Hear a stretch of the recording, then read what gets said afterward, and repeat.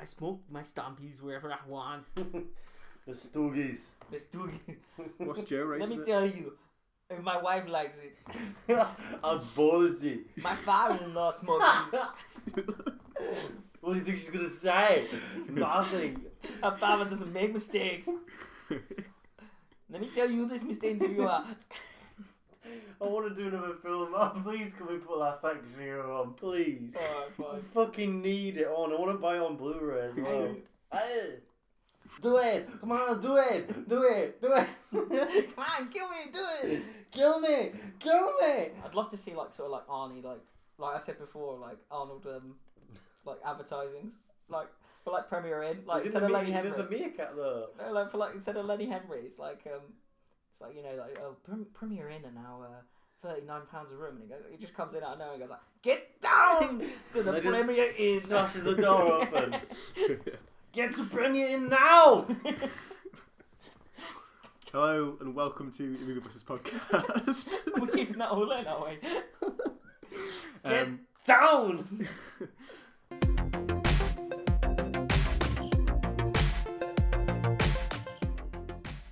Hello and welcome back to the Movie Busters podcast. This week we're doing Jack's favourite film, because we did my favourite film last week. We did Dave's favourite film the week before. It's great times at Movie Busters. And we're doing The Matrix. Yes. So I'm going to set some ground rules before this starts. Yeah, Because let's set some ground rules. let's set some context for the audience. Context for the audience is that when I watched this initially, I gave this 3 stars on Letterboxd, and Jack wasn't very happy about this when he told me initially, "Oh, Matrix is one of my favorite films." I was like, There's first no thing I said to reason him, for you to put that film as 3 stars. first thing I said to you was, "I think it's a bit overrated," and you went off on I one. genuinely think that's such a ridiculous statement. And I've rewatched it, and I think differently now, but. Mm-hmm. This is something we'll talk about later. Ground rules. We'll have no fighting. We'll have no closed fist. No bitchy comments. No low blows. No, no the fighting. whole point of the Movie Busters is to have a debate about it, but a nice, reasonable debate. Okay. Luckily, this isn't a video healthy. That's podcast. healthy for you. Yeah, if them rules are going to be, you know. Luckily for Jack, this isn't a video podcast, so he won't get locked up. Yeah. After this podcast. I'm not as Wow, aggressive. that went dark. I'm not as aggressive as you saying about this film. I think you are. Mate, you said once that one of our someone said something about something and you nearly left. Or one of our lecturers once said had a review of the Matrix Revolutions up, which is the 3rd film in this franchise, and he said that this film was an abomination. And he sat there and he said it, and he was laughing when he said it. I was in the lecture and I was like, I'm done. £9,000 a year, and for his comment to make that. Yes, The Matrix Revolutions isn't the best film ever made. Is it suitable for what I like in the Matrix trilogy? Yes, it is. Will people get it if they don't like the Matrix trilogy? No, they won't. But the whole point of the Matrix is that it's on a level of probably depth that you would not imagine. But we can go into that a little bit later. See, I this is one point I always disagreed with you with on the depth part, and I'm assuming you'll probably try and I'll say try and I will. I always saw the concept as purely surface level, and it tells you everything that's happening, and there's no kind of real depth to anything they're saying, because you get told it anyway, so you know what's happening. There's no kind of hidden meanings, because it's all kind of explained. That is true to some extent, because I think that when it first came out, it probably had to go down that route for it to be viable, commercially successful for what it is as well. I mean, the same as Avatar, the same token is that there are a few films throughout history that changed cinema. If you go back to the first few films, you've got Metropolis, 1927, changed everything. We jump up a few. You got Star Wars, changed the whole, or Jaws, changed the action genre. Star Wars, you had the franchises. You go to The Matrix, then you go to Avatar, Lord of the Rings. Yeah. The Matrix is in that canon of changing the game. Then again, I do look at it now and think it's dated. It probably is to a certain degree, but I think it's so stuck in the 90s that, 1999, the year 1999, it's very stuck in that year. You see, I wouldn't agree with that though. The thing is, it might be there that you might think that through your opinion, but then again, it is meant to be stuck in the 1999, because that is when that's when the Matrix was implemented on this world. So in a way, the film is stuck in I 1999. guess so. Yeah, I can see that. Yeah. Surely, yeah, it's supposed to be. Yeah, Yeah. it's supposed to be that thing where nothing is really changing and everything is the same, and it's just it's a system, it's a machine, isn't it? It's not real. It is a matrix. It's all a fabrication. Therefore, for it to be set in 1999 and have that sort of closed off feeling when you watch it now, probably in hindsight will make it a better film because then it gives. I think it actually, makes it secluded to that era. because the first time I watched it, I kind of saw it as this surface level, cheesy, really really corny like action film with kind of. I kind of this is quite bad because you'll probably actually hate this comparison. I compared it to the Butterfly Effect, where it's this big concept Okay. with like not I can enough, see the comparison. Yeah. not enough execution to make it something that makes you think. It just kind of tells you what to think. But then I look at it again today, because I watched it today, and I kind of watched it in the context of when it was released. I watched it in the context of it's a genre film, and I had a completely different kind of perception of it. I looked at that kind of cheesiness of it, and I actually came to kind of almost enjoy the cheesiness of like how corny a lot of the lines are, how corny a lot of the action sequences are, and I do kind of appreciate it a lot more on the second time watching it. I think I did appreciate it the first time as well because I can see why it was successful, like why it was so like influential for cinema. I mean, I can understand the comparison with the Butterfly Effect because you've got two films that are essentially quite dark in nature. Yeah. One's it's all about free will, about choice. Yeah. All about having that nature of decision making in life. But the thing about what you said about the Matrix, about that it's quite cheesy, it's dated, is that it's all this consumption of different cinema. Like the Wachowski's on record of bringing in Korean influence of Akira is definitely there, which is obviously Japanese. Yeah, I can see that actually. But they brought in loads of like Korean ideas of cinema. They brought loads of Japanese cinema, loads of Chinese cinema into a film that accumulates all this and probably. I can see a lot of like kung fu. Yeah, I mean all the choreographers Yeah. are Asian. The only aspect I have about the film that I can understand is dated is probably the script. Now I think that is probably an objection even I would say now is it is very corny. Yeah. I mean, but then again I think the sequels. Well, I know I'm not going to talk about sequels much because we're going to try and maintain the Matrix as general as just the first film. Because I haven't seen sequels. The sequels do sort You've of like. never seen the sequels? No, never. Well, a lot of people have, but I mean, the sequels do go against the idea, and they do. There's a lot more. There's a lot more words. There's a lot more word. There's a lot more dialogue in the script. But I mean, Neo, for example, Neo is subjected to all these like crazy out of body things, and his reply is, "Oh, I know kung fu." And it's like it's iconic now, but it's not iconic in the thing where it's I've the Clint Eastwood, the infamous have a five shots or six. It's not that iconic in that nature. It's cool, but it's corny cool. Yeah. It's 1999 cool, isn't it? Yeah, it's very like sort of like hipstery cool. Yeah, and I mean the Wachowskis have got this accumulation of different genre, and it's melded together really well. But I think, like you said, on the basis it might come across as a cheesy action film. But I think it's layered to that degree. I think it serves its purpose of a romance. It serves its purpose of an action. Yes, it is a little bit like extravagant at times, especially in the ending scene where it's it's so Hollywood. But I don't think it's Hollywood. Yeah, I disagree. I mean the Hollywood kind of formula of story, even though it's overlaid onto like this massive kind of Matrix theory. But like the formula of this is going to happen, this thing's going to happen, he's going to find out about this thing, and he's going to have to overcome it, and he gets to kiss a girl at the end, and then the girl kisses him, and he wakes up and saves the day. Yeah, I agree with that. It's very sort of like at its roots. But most roots, films, the roots are basis on what there's a very theory about. There's only 11 stories. Yeah. When you I agree with that, yeah. when you go that far, I mean Bruce Willis and the Die Hard, it's essentially stuck in a building. I mean, Dredd, The Raid. You've got different aspects of cinema, different storytellers, but essentially it's still the same thing. But I think the Matrix, the storytelling, I agree with Rob, is a formulated Hollywood system. Yeah. But the general story, the idea is so unique and not the been idea done is very before. unique, but It- the it- execution is yeah. very Hollywood. I agree with Rob there. Yeah. It has to sort of come around for something to be successful in Hollywood. I've said it multiple times. it has to be sort of formulated to that what it is. Sort of, Yeah, I think yes, I think it pretty has girl. to be formulated though, because the idea is maybe so difficult to grasp. Yeah, That's why it's literally forced down our throats that the Matrix, blah blah blah, is not real. It is throughout the film. I think it's very expositional, but it has to be For me, because it alienates its audience otherwise. For me, I didn't see that the girl. I didn't actually want him to end up with the girl at the end, because I kind of saw her as this really strong female character who was just tough for the entire film, and there's no kind of there's allusions to them getting together at the end, but I didn't like the allusions to it. I kind of liked the fact that she was her own kind of just going out, and she was clearly like just trying to save the planet. I mean, the Wachowskis. There's no kind of reference obviously to gender were or anything. Yeah, brothers. They were both males. now the sisters. They're now their sisters. They obviously went through the transgender. I mean, Lily Wachowski went through it between the Matrix sequels and Speed Racer, which was 0308. And Lana's recent.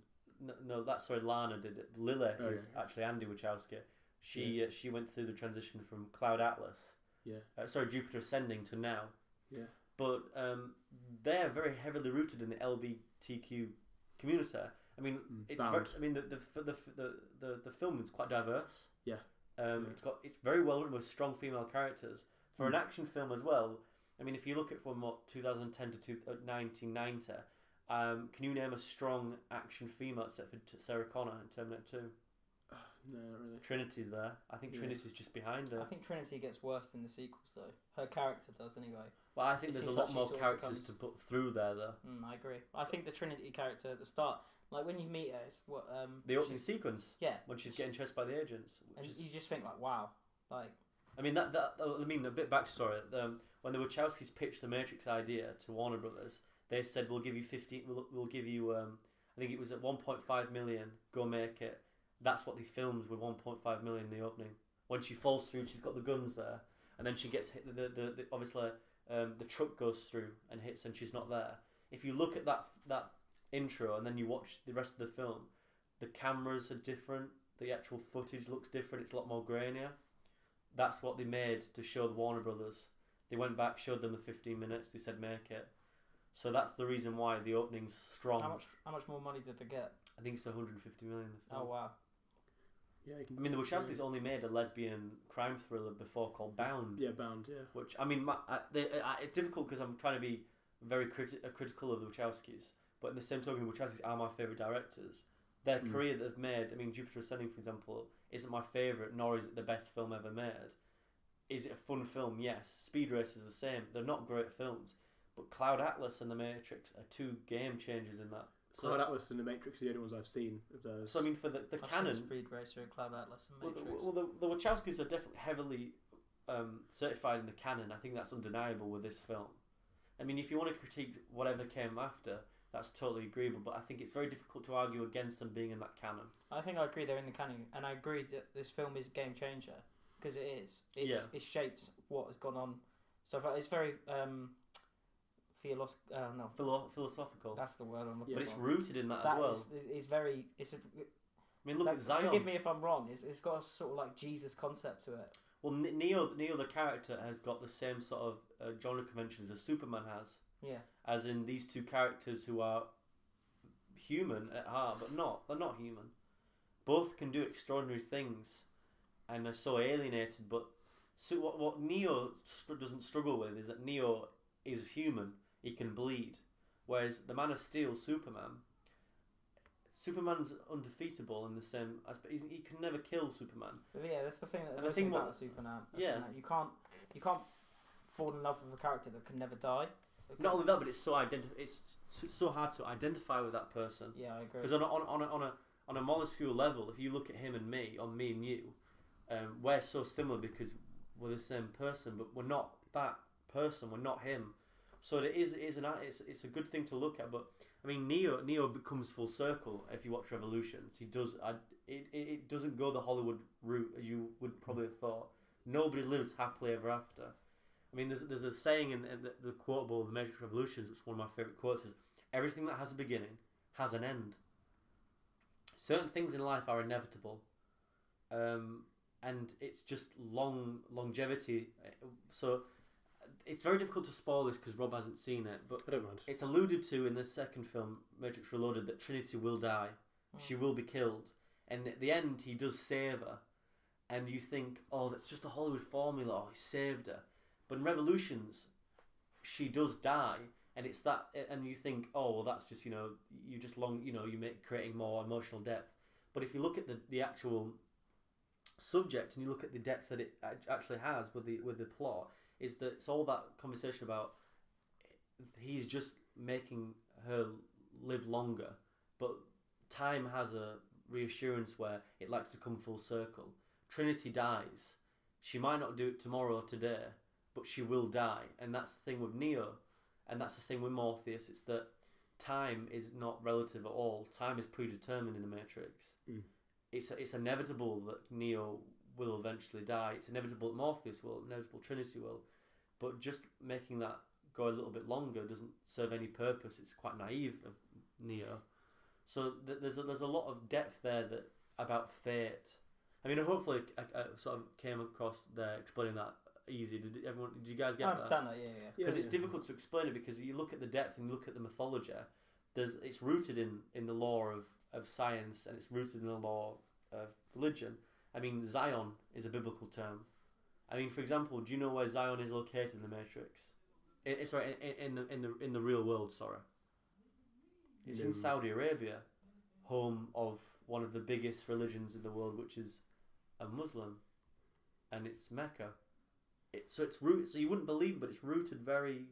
So I mean, that the spaceship that Morpheus flies. Do you know what that is? That's the same name as Thor's hammer. Is it? Yeah, Norse mythology. I mean, Neo is an anagram of the One. Do you know that there's loads of little small details? I kind of noticed that and I was like, ugh. I mean, some of them are very forced, I must admit. It's like, I don't know if I'm the One. Your name's literally a fucking anagram of One. What are you talking about?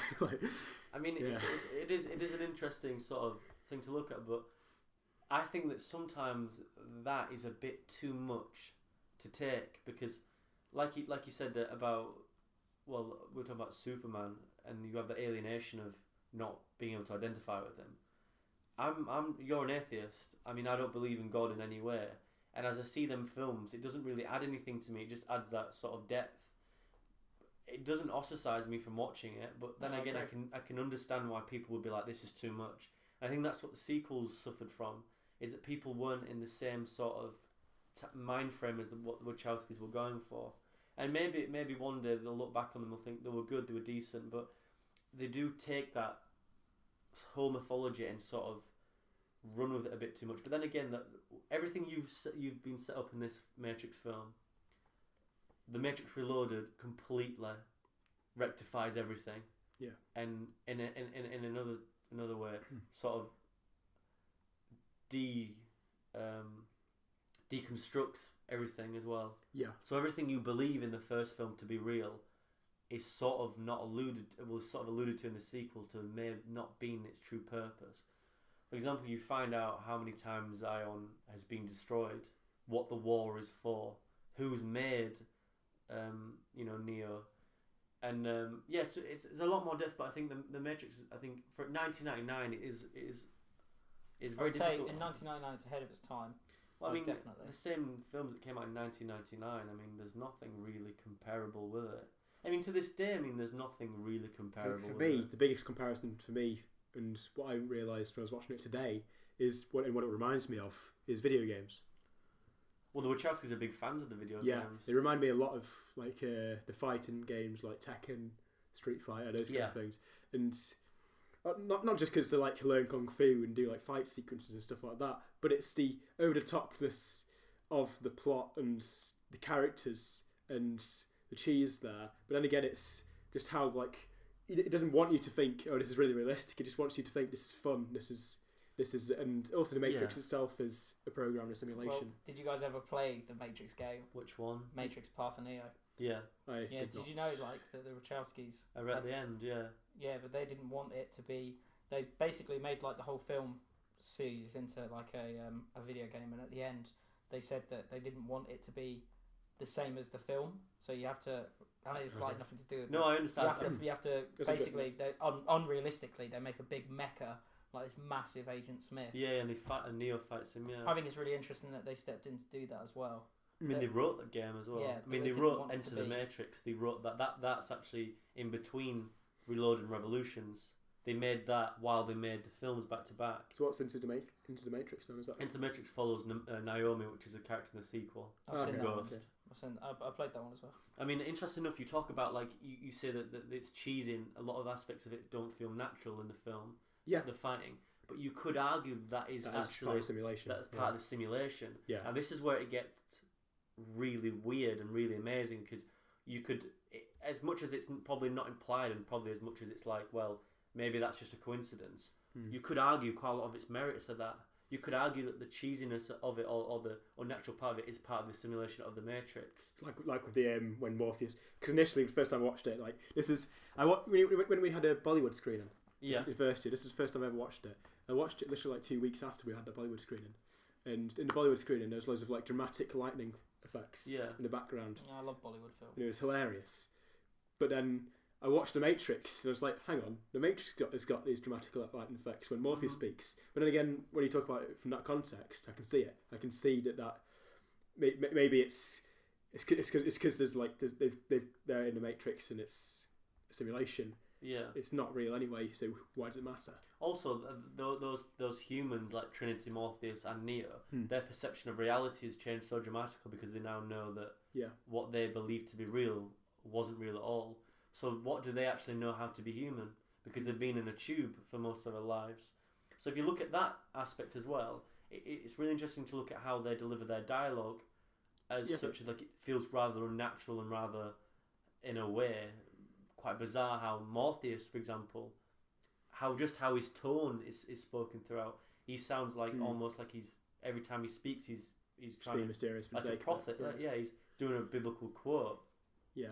So it is interesting to look at. I mean, especially when towards the end, where he's beginning to believe. Yeah, like that that bit sort really. It's very cheesy, like Rob said. Like, whoa, I know kung fu. I mean, at the end in the subway Yeah. fight's extremely iconic. But that piece of cinema there, I mean, you've got really bad dialogue. Well, not really bad dialogue, but like sort of like, oh, I get it. Would you say this in this situation? But kind then of thing? again, but they wouldn't. But they're in such a different sort of universe so that I you guess can't humanize it at all. Yeah. There is a lot of sort of like cheesy sort of like 80s sort of things as well, like the sort of one-liners. You know, like when they're fighting Agent Trinity comes along, puts guns out, dodge this. Yeah. That's very, very, very cheesy. But I think that's a homage to that though, Do you reckon? because I think the Wachowskis actually wrote a film called Assassins for Sylvester Stallone to be in, which he eventually did. Richard Donner, who directed obviously Lethal Weapon, directed Assassins, and they were taken off that script, but they wrote them for them.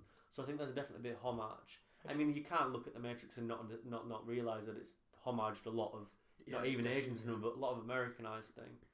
I mean, you can definitely see Die Hard's influence on it, especially through, and I mean, Sarah Connor, for example, Trinity's a very powerful sort of character in it. I mean, another thing about, we're talking about them being far ahead of the time, I mean, Switch, the woman with blonde hair, she was meant to, every time she was in the real world was a man, and every time she went into the Matrix turned into the woman as, Switch. But Warner Brothers thought it was a bit too much at the time to do. So I mean, the Wachowskis are far ahead of the time with how they do dramatic elements of political correctness. Yeah, I guess that almost is a reflection of them as well, isn't it? In a way. Yeah, and I mean, you look at the cast now and you think, well, that's quite a decent cast then. If you look back then, they tried to get Russell Crowe for Morpheus, and he said he couldn't. He refused to do it because because it's actually filmed in Australia, Matrix, believe it or not. So he said no because he was doing A Beautiful Mind, or he's going to pre-production on Beautiful Mind, and then Sean Connery was offered the role of Morpheus, but he couldn't understand the script. Trinity was probably offered to a few people. Believe it or not, the first person to be offered the role of Neo was Will Smith, who turned it down. He's actually alleged to have said he was never given the thing. Ewan McGregor was offered the role before. Neo. Yeah, he never got the script as well. His agent never gave it him. Johnny Depp was the last two people who were offered the role were. This is what Warner Brothers said. The guy who worked with Tim Burton, or the guy who was on Speed. which is Keanu Reeves, and Johnny Depp. Johnny Depp. I think he did. I think he was a bit too busy, and I think he did Sleepy Hollow. And I think the only person that could get they pitched it to both Johnny Depp and Keanu Reeves, and the person who reacted more enthusiastically was Keanu Reeves. Do you think like The Matrix has had sort of like a Star Wars cast effect, like with most of the cast? Like no one's really gone on to do something as big as this. I mean, I'm not too sure, to be honest. You look at let's say name the four principal actors. You got Keanu Reeves, Lawrence Fishburne, Carrie-Anne Moss, and you got Hugo Weaving. Hugo Weaving's had. I'd say Hugo Weaving's probably Hugo Weaving's probably the Peter Cushing of the original Star Wars, where he probably has already had a decent career anyway. It was just a film he could do. I was watching the last film I watched him in was Queen Priscilla of the Desert, which is a really weird film to watch with him in. Which is seeing the contrast between the two characters is a bit And then you've got Carrie-Anne Moss, who then again probably hasn't done enough. But I don't think she. I think she's probably. I mean, I don't think she never really done anything that she showed her artistic ability though. I mean, she's just a very strong character in The Matrix. And you've got Lawrence Fishburne, who's done little pieces countless stuff. Countless small things. Nothing like big. Well, Man of Steel, he played Perry White. He's not really a big. He's never done like big starring roles or anything. But he's always been as well. He's always been in the mainstream kind of films, isn't he? The thing about Keanu is that as much as I really do like Keanu Reeves, he's probably in a few of my favourite films of all time. He's very one-dimensional. You can't deny that fact, and I think that's. I mean, the others probably haven't had the chance to do it, whereas Keanu's had the career on a plate, probably because of this film. The last film I've seen with Keanu Reeves in, I went to see The Neon Demon. Okay. Which is quite like an indie film. Probably an erotic thriller, isn't it? Really. It's not like quite. It was shown at the Poly, which is quite a small cinema. Yeah. I guess it's kind of indie, almost mainstream because of who's directed it. I think he was in it for around runtime, probably about 10 minutes. But I'd say it's Keanu Reeves at the end of the day. When he came on screen, I laughed. Yeah. Because I only ever see him as Neo. I know this is bad. But you have a preconception about Keanu, don't you? I do as well, though. I think the same. I completely agree. When you watch Constantine, it's like, God, this could have been a lot better. But then it's Keanu Reeves. It's like, where's Neo? I think he's struggled a lot because he's tried to do a lot of things. Like, he's done a lot of recent films like The Hole Exposed, where he plays a lawyer, and then he's done a film a few years before that, and they're not the same films, but you can't sort of deny him the fact that he wants to push out his. Was it Dracula Untold he did? No. Which was the one where he had like the awful British accent. That's Dracula, but that was done in like 1992. Ah, okay, so that's long, way before Matrix then. The probably closest thing Keanu Reeves has probably got since to the Matrix is probably John Wick, but again, that's directed by the stunt coordinators of the Matrix. It's got that roots. Is it? Yeah. I didn't know that. It's interesting, that. Yeah, I mean, are they making a sequel as well? Yeah, it's coming out next year. I mean, I'm a big fan of John Wick purely because I like Keanu Reeves, but I love that Matrix aesthetic. Is Keanu Reeves one of your favourite actors? Not an actor, no, because I don't think he has got that dimension to be an actor. He's not Robert De Niro. Is he one of your favourite character actors, though? No, because that's... No, as in he's only got one role, but... Do you see him as Neo? In the same token, I think he's very similar in the vein of Arnold Schwarzenegger. Is that when you go to watch those films, there's going to be some sort of like, an expectation. Yeah, there's noise. I mean, Sabotage that Arnold Schwarzenegger got panned. I like it because Arnold Schwarzenegger's in it. John Wick though is generally a really good action film. Yeah. It's simple, it's easy, it's got a really good plot. I mean, I think the reason why John Wick is so successful because it's got the same aesthetic as Keanu Reeves did in The Matrix. I mean, he hasn't done anything. I would say Constantine's not in any way similar, but it's sort of more action oriented. I don't think I've seen Constantine. 2005. Never heard of it. Constantine. Wade battles demons. Yeah, I know. Cancer. Yeah, the character Constantine. There was a Marvel TV show got cancelled. It's DC, isn't it? Is it DC? Yeah, it's dark universe, isn't it? It's actually quite a good TV show. I'm not a big fan of like the horrors and stuff. Do you know where the Constantine originates from though? It's actually a comic book set in Liverpool in England by Alan Moore. That just shows you the Hollywood system right there.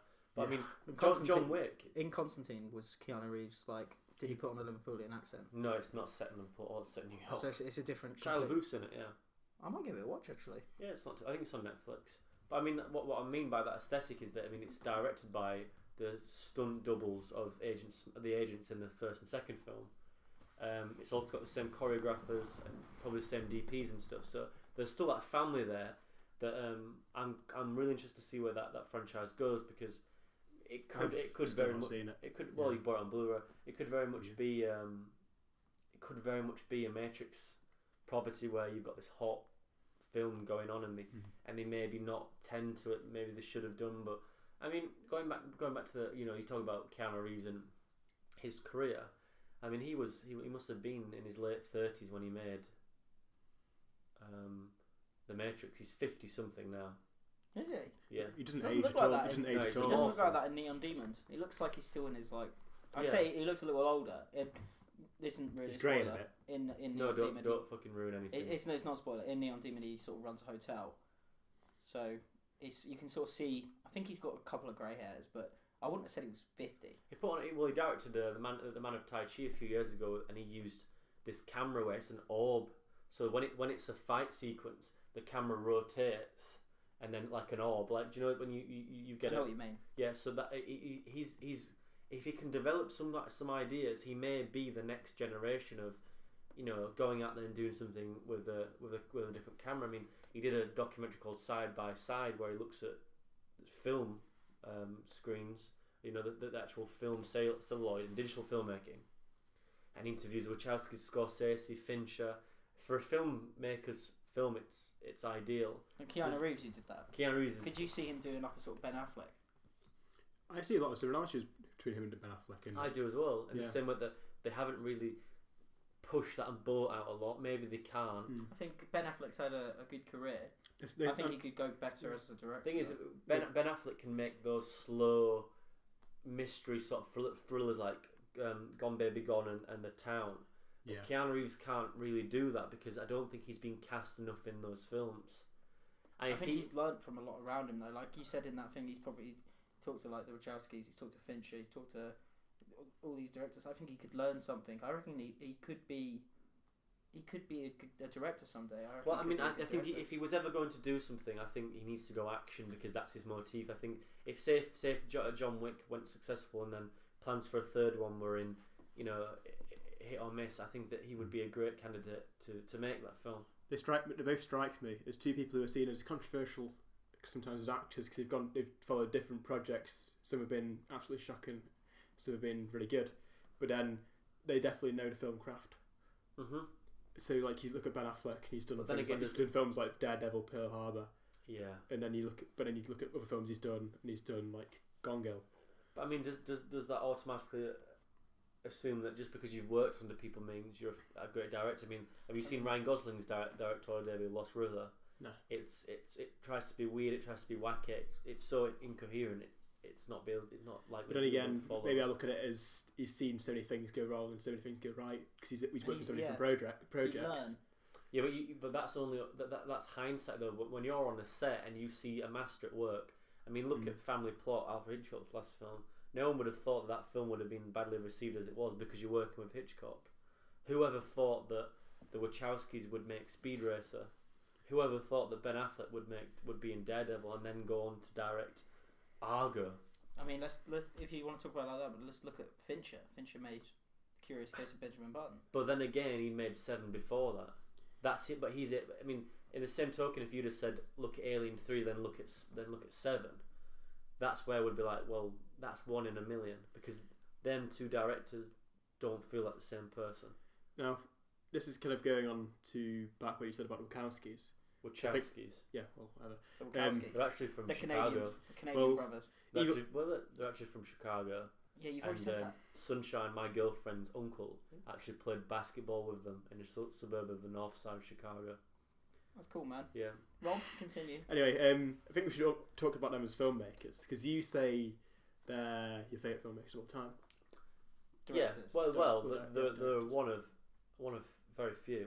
Yeah, but else I look at them and I see The Matrix and I see Cloud Atlas. Cloud Atlas I've seen once, which is obviously I need to watch it more than that. But then again, I look at Cloud Atlas and how long it is, and I'm like, I can't put myself through it again. But then again, I think that I look at them as world builders. I look at them as being fantastic at that. yeah, And that's why I think they could have made Speedrunner. I can absolutely see that they could make a film like Speedrunner because they're good at world building, Speed but Racer. the Speed Racer, whatever. you're getting your mix up now today, aren't you? Speedboats. When I talk, I accelerate. No, and I think continue. of it once. I'm interested in your point. I though. think the great world builders. That's it's impossible to dispute with like the Matrix and with Cloud Atlas. Like Cloud Atlas is it's undeniably like aesthetically brilliant from what I saw from the aesthetics of it. And Yeah.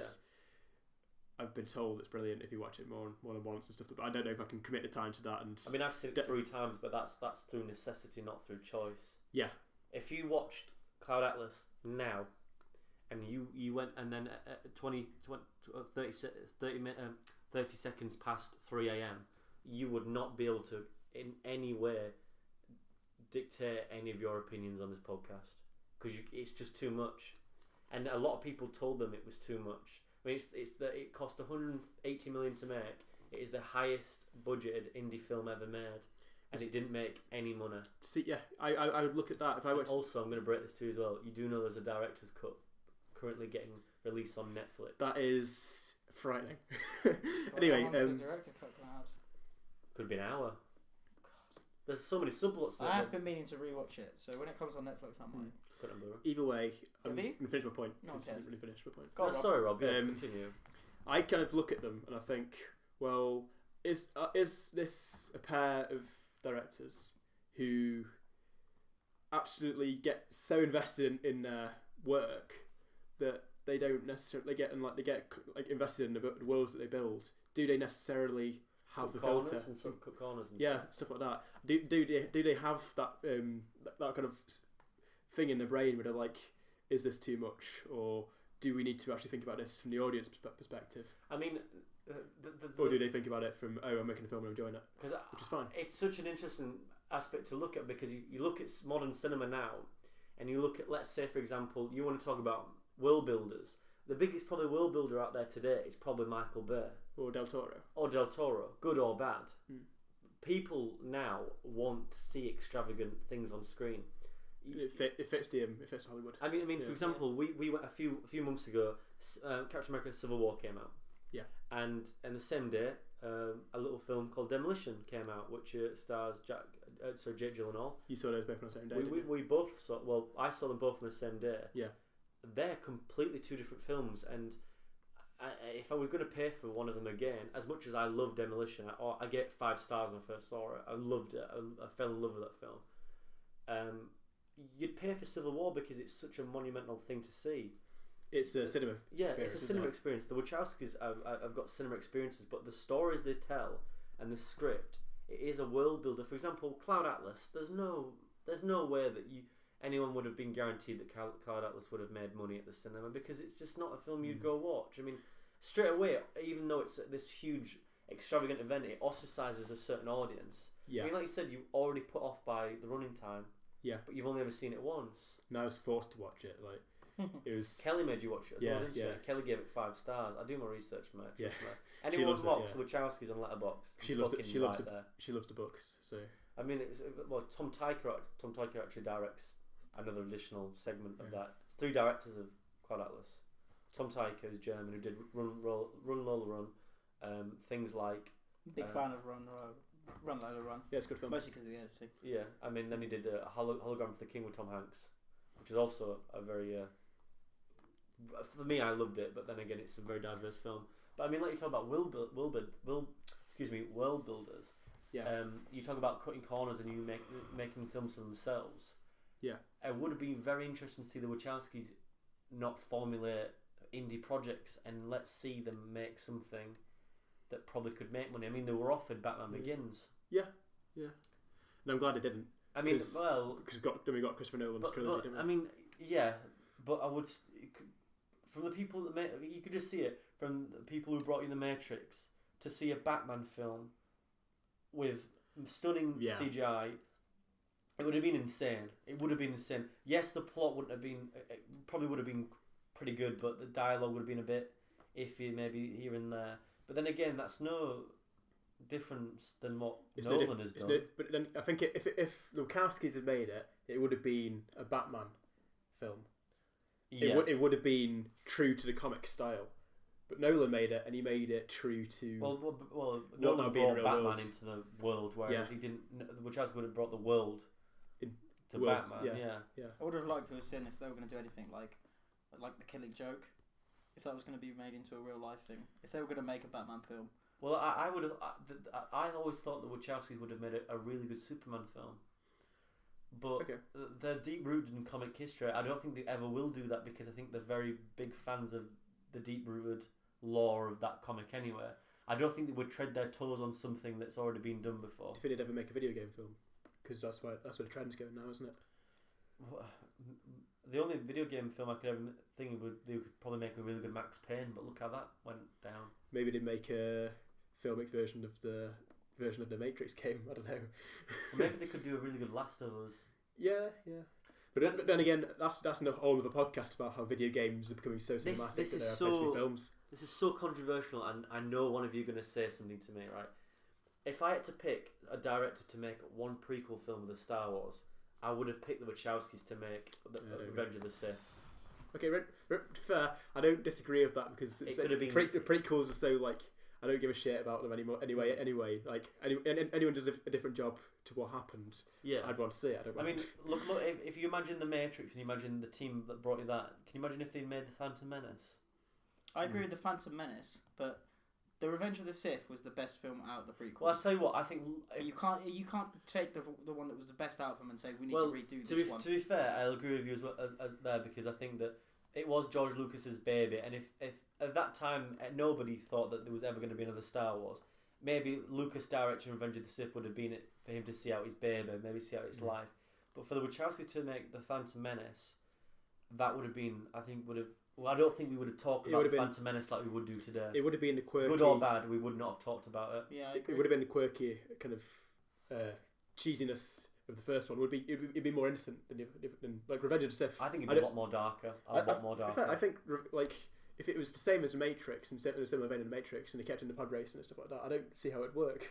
But obviously, I think they would probably take out the pod racing because the pod racing was very much I just. think the pod racing is one of the best aspects of the It's one of George Lucas's. I just skip over the first one now. If I'm going to sit down and watch all the Star Wars, Attack of the Clones, even that's a fucking stretch. No, I literally will, if I have to do like you say, if I had to watch them all 7 of them again, I would start with Phantom, barely make it through, skip Attack of the Clones and jump straight to Revenge of the Sith.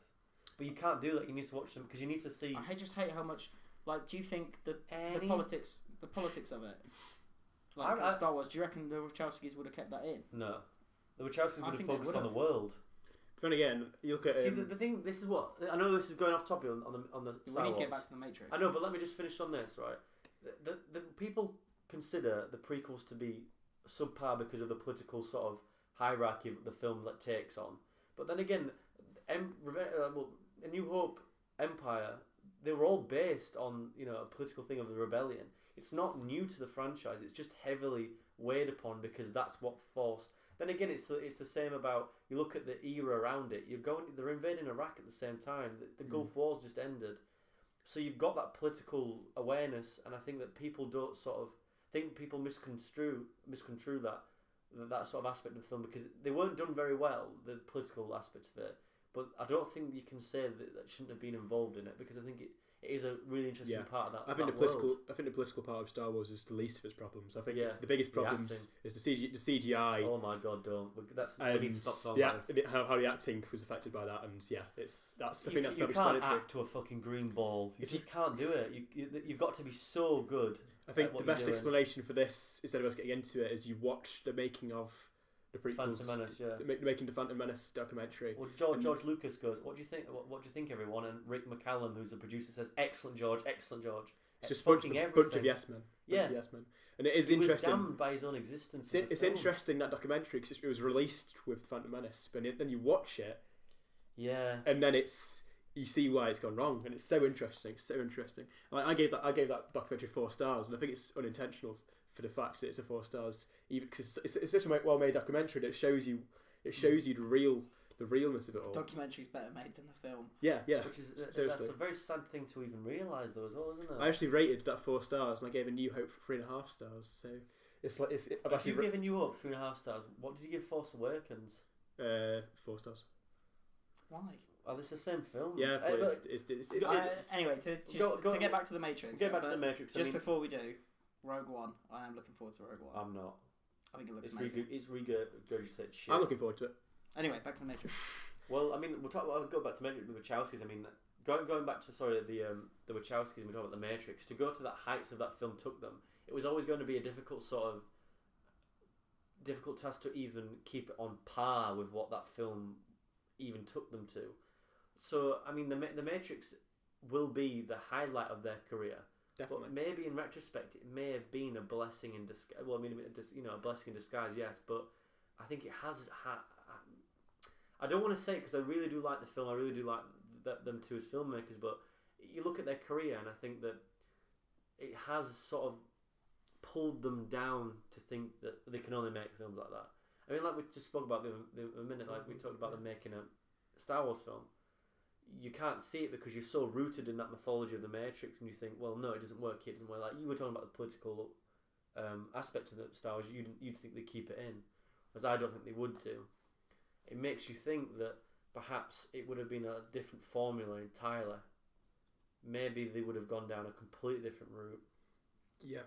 But the Matrix is undeniable as a canon, and if not in the top 5 films that are probably iconic in the canon itself. I know that's a big thing to even say, yeah. but I think you've got Godfather Part 2, you've got the Matrix. I'm not putting Avatar there, but you probably got Silence of the Lambs of how it put such a horrific tale on screen. But I think you can put Avatar in there. I don't think you can put necessarily even need to say the canon as like a quality of film. I think it's what it did for history. I think Avatar has done so much for the history of film, and will continue to do. And I think it would be a film we'll look back on, not necessarily not as a good film, but we'll understand of what it did for the cinemas. Yeah, I mean, definitely. I mean, even if you don't appreciate the Matrix now, and you can understand you identify its undermining aspects and its qualities, you still cannot say, and this is where I'm maybe a bit aggressive, but I still think you cannot say that it did not change the game, nor did it. I don't think it's deceitful anyway. I think it completely changed its canon. What came after the Matrix? I mean, before Reloaded came out, the bullet time effects were replicated and parodied over 1 million times on film, even before the sequels hit. So you've already got that saturated market already, that people have seen it. What do you need next? And I think then again, going back to the Wachowskis being sort of, making this film and then having to being brought down a little bit because they would never be able to sort of replicate that success. I think that the Matrix sort of damned their career a little bit. But then again, beggars cannot be choosers. I mean, would you rather make a film to that iconic status and maybe not make a film again, or make 5 shit films throughout your life? If I was in the canon, I'd be happy with what I'd done. Like, if I I'd made it on the back if I was in the canon, mate. I mean, Yeah. I'd pat the back to myself. I made 5 fucking films. Yeah, I mean, it's we're making one at the moment. I'm going great. I need to shave my head. I'm literally You already have. Yeah, I'm literally that. I'm that nervous. So I mean, it's difficult to talk about the Matrix now because I think it has sort of. I don't want to say it's. How do I put this? I don't want to say that it's literally had its day, because I don't think it has. I think you can watch it now. It's not its day. You can watch it in the context of I think if someone in my age now, but 20 years into the future, who was born away from the 90s, and wasn't born in that time, maybe they wouldn't like it. But I can't say that because I can't speak for them. I would disagree though. But I can't speak for them. You can't necessarily speak for them either. I wouldn't speak for them, but I think that if in 20 years' time, if you've never seen this and you look back, I don't think you would have a Predator moment where you'd look at Predator and look back and think, oh, I don't like this. I think you wouldn't have a Harold and Maude moment either, which we've just done a podcast on as well. I think you would look back at this and I think that where it's set, how it's made, what its sort of subject is, I think you could watch that in any era and appreciate how if you watched it contextually, definitely. But I don't think if you necessarily watched it and you were told, oh yeah, this is meant to be one of the best sci-fi films of all time, I think people would look at it and think, are you serious? But then again, you've already put the bar that high up. Yeah, exactly. I would never ever say to someone, this is the best sci-fi film ever made. I think you need to watch it just to get your own formulate your opinion on it. I think I went into it thinking that. So and that's you initially you say it for you watch it for its genre. So you would say this is a great action I film? think then? I say it's a great genre film. Yeah, I think it's brilliant. But then again, I also think it's completely nonsensical in parts and silly. I mean, this arguably now is on the IMDb top 250 list. This is the highest rated film we've ever done. And So in I just terms of want to know your IMDb, opinions on that as well. This holds a 8.9 rating. well, on my IMDb. opinions on that is that I think IMDb's rating system is flawed. Oh, I understand that, but just on the basis of of its rating on that scale. I mean, Ghost World is a 7.3, isn't it? It shows that in like a Predator's mainstream 7.8. context. In a mainstream context, this film is loved, and it's generally loved by the majority of people. But then again, it's interesting that we can look at it and we can pick it apart in a way. Well, not necessarily you, because you don't. No, but I haven't picked it apart. I can. Yeah. To a certain degree, I completely agree. And I think that in 20 years' time, we will look on this film aesthetically and we'll think, Jesus Christ, we've come on leaps and bounds. then you look at if there's a list of the top 250 films objectively, and this is not done by ratings, it's done by objective filmmaking, which would never happen. Obviously, this is completely hypothetical. It would be nowhere near the top 250 for me. And Really? I think because there's so many films out that have been made that are like that will be impossible to pick apart. But I think you would have to put it on the 250, not I mean objectively, but just for its basic filmmaking Okay. ideals. I think it would be on that 250 list For its history, for what it's done for the Yes. industry, for what it's done for the industry, definitely for top 250. But I think I think for film quality, for film, for Yeah. watching, Yeah. what if you showed it to a caveman who could miraculously speak English and understand what's going on, and had no context of anything, and it would be you too watched it, much. it'd be too much. But I think you are right. Where it's that I think you look at it now. I think I just fear that, like you said, in 20 years' time, when someone looks back on this, they will look at it as one of those films that, oh god, it was good in its time, but now it's not. I would hate that because I still think it's got relevant issues. Yeah. But then again, you talk about a different aspect of relevant issues. It still does suffer from a very, very poor script at times. Yeah.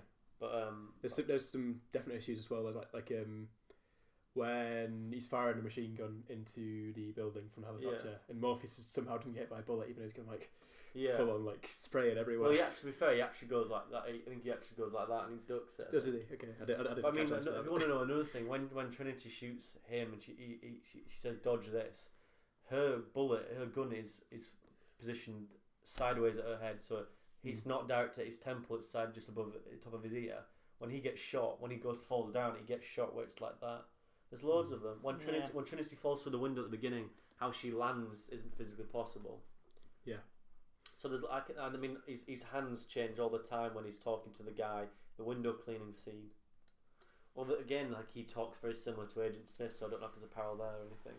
I think to wrap it up, I think we have wrapped up quite well the canonical sense of looking into that. I think we've done a 180. Yeah, I think for what I want to say, like to kind of, because we're talking about how the Wachowskis, I've got it right. Wachowskis. Yeah. We're talking about how they peaked with Matrix and went downhill from there, but Let him finish. Go on, because I'm very close. Let him finish. Very close to shouting then. Let him finish. I'm not saying they're like bad actors. I'm saying they peaked at Matrix. But what I'd say is that the Wachowskis are admirable as directors. A lot of courage. Yeah. I think they're admirable because you look at. Here's one big thing you look at especially with Cloud Atlas, is how if you look at how World War Z was presented. Yeah. It was a book with lots of individual stories, and considered unfilmable both films. And the studio took it and was like, well, no, fuck that. We'll just make one film based on one story. Yeah. Cloud Atlas, the Wachowskis, dedicated to making sure they could film the unfilmable, and they were even if people might disagree that, like even like myself, I can still admire Cloud Atlas because I admire the Wachowskis for taking on something like that, challenging themselves. They aren't worried about what people think of them. Well, and that is with the financial bombs of Cloud Atlas and Jupiter Ascending, Warner Brothers have terminated contracts with the Wachowskis now. Really, they will never work with them again. And I think that's interesting to what they represent for themselves. I think that's very interesting. Well, I think the Wachowskis will always be. I think as much as they will get lost in the canon, they will always have that backing of a Yeah. community that hasn't got that voice yet. And I think Wachowskis have been there for them since 96, 5 with Bound. Yeah. So I just hope, I do think they deserve more recognition for what they've achieved and what they've done. Perhaps not with The Matrix then, but maybe with what the storytelling, what they've done. I would take that. I think that would be more appreciated. that's what I want to kind of end it with. I think that people will always look. I think I personally went into this podcast looking at Wachowski as The Matrix. It's great, but maybe it's just a one-off. Okay. That's my kind of experience of watching their films. Is I agree with that. but then I come out of it and I've got a different respect for them because I look at it from the context of, well, maybe they've created these worlds and they're just really dedicated and they love film, and I think that's admirable. I think that's really admirable, and they've got a lot of courage for that, to do what they want to do in the industry, because they've done, I guess it almost might be because they made The Matrix, they've maybe they peaked in their own minds that they're like, well, what how can we better that? That we've influenced the game so much that people are looking at The Matrix and copying aspects from our film. Like, I mean, I'm not trying to make this podcast go any longer, but it's interesting when you say that they're respectable for their own ideas and their own morals. Like, they made Speed Racer. I mean, you've got basically a whitewashed film. It makes you think: is that a choice through theirs or through the studios? After they made The Matrix, that's an interesting David Fincher parallel as well. What we were talking about with how maybe he had one blip, and then he kind of learned from the blip and was like, well, actually, let's keep on going how I am, kind of thing. So I think that is a good way to. Well, yeah, I think this podcast is being quite critical to the Matrix. I'm very proud of you, Jack. I'm very happy with. You did if he would say now though, has your opinion on The Matrix changed in any way after having this discussion? After the discussion, I think it's not changed, but I've got more respect for Wachowski's. Thank you. I gave it 4 stars before I came in. I'd keep it 4 stars. I initially gave it 3 stars. I changed it to 4 stars for this review, the most recent viewing of it. That's all you can but do. I think it's if we were rating it in like 1 to 50, it would be a 40 and very very. Well, it would be like a 37 or something like that. It would be very close to being a 3.5. That's excellent. Yeah, I wouldn't disagree with that in any way. I think it's a solid. I've got to give it a 4 because it's canonically and it's undeniable, isn't it? It's difficult to even approach that and try to be critical against it because you really sort of can't. And while you can pick it apart, it's difficult not to be entertained by it because it's entertaining. Like, it's an entertaining film, and there's a reason why it's so influential. Yeah, definitely. Well, I mean that's probably the best way to end it on. Yeah. Next week's film will be we'll probably not reveal that until it comes out because it's going to be somewhat of a surprise. Yeah. Next week's film is a mystery. You know what it is anyway. What we're going to do? What's in the box? No, it's not that. What's in the box? What's in the box? It's this film. Father Merrin. That's what it is. No. Anyway, so yeah, it is. We're doing a podcast on that. No. Thanks for tuning in to the Matrix podcast, which surprisingly I didn't get punched in. Podcast push your fucking luck, mate. Keep on doing it. We might get literally. I am shaking inside because I want to throttle you. I'm just joking. I mean, all you can do really is give across an opinion and contextualize it in a way. And I think that we did that. Yeah, I mean, and it's a great debate to have because I didn't think The Matrix was that diverse in opinion. That's one thing that when I came into film school, it's one thing I didn't expect is how diverse opinions would be about films, which you'd think you don't realise how subjective film is until you talk about it. I mean, to get people's opinions on this would be interesting on the podcast as well on the YouTube video because I'd like to hear people's opinions on what they actually think. And there's probably a few people out there who might despise it, but I've never heard that. Hates it. Oh, I don't give a shit. Oh, that's not nice. Well, we'll cut that out. We're going to cut that out though, seriously. I'm not cutting that out. You've got to. Beep I don't give a fuck what beep says. Yeah, as long as you put a beep in, I'm fine. Oh, okay, I'll put a beep in. Hey, future date, put beep in. Then again, is a very strange person with some very strange style. To be fair, I was having a conversation with him about how I didn't like it, and we were. We can talk about this after the podcast is done, by the way. Yeah, okay. Just wrap it up. Okay, so thanks for watching, guys, and we'll see you next week. Bye.